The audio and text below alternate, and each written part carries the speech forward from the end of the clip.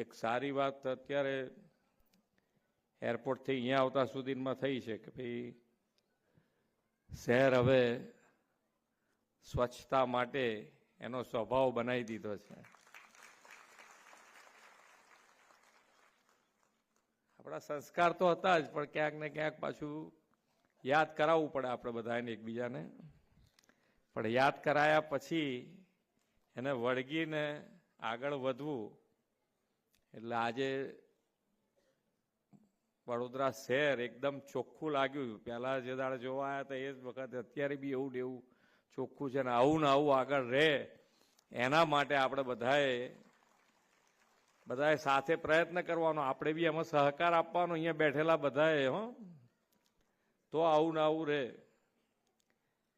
એટલે ખૂબ બરોડાને હવે જેને કહેવાય ને કે ભૂખ હોય ને ખાઈએ ને એની મજા જુદી છે.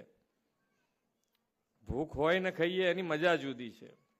એમ હવે બરોડાને આ પટ્ટામાં ટોપ ઉપર આવવાની ભૂખ લાગી છે એવું લાગે છે આપણને.